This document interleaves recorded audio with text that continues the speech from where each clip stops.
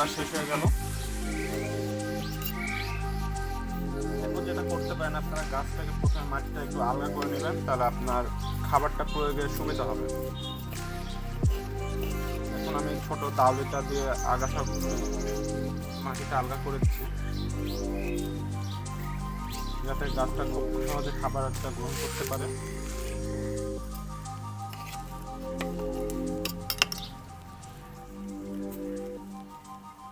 আপনার যদি মনে হয় যে মাটি উপরে টবে মাটির পরিমাণ বেশি, তাহলে তবে কিছু পরিমাণ মাটিটা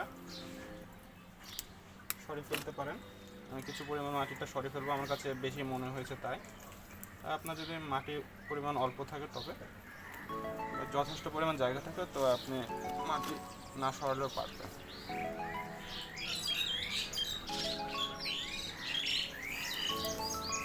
তো মাটিটা নিড়ানি দেওয়া হয়ে গেল। মাটিটা মোটামুটি আপনারা দেখতে পাচ্ছেন ঝুরঝুরে হয়ে গেছে।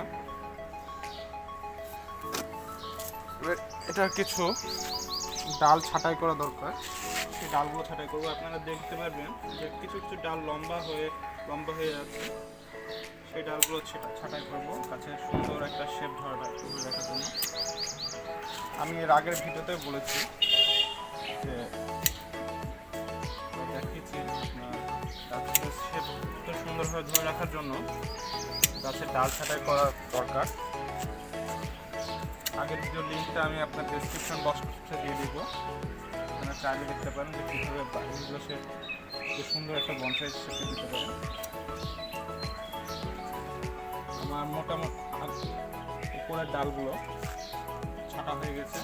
এবার আমি কিছু এটাকে, যেহেতু আমার ইচ্ছা আছে বনসাই করার, সেটা আমি বনসাই শেপ হিসেবে যেটা যে ডালগুলো রাখা দরকার সেগুলো রাখবো এবং অন্যগুলো ছেড়ে ফেলবো। আমার এখানে যেমন এই ডালটা কাটা দরকার, এখানেও এই ডালটাও কাটা দরকার, আমি সেই ডালগুলো ছেটে ফেলছি। এই সময় একটু হালকা পাতলা বা হার্ড ফোনিংও করতে পারেন।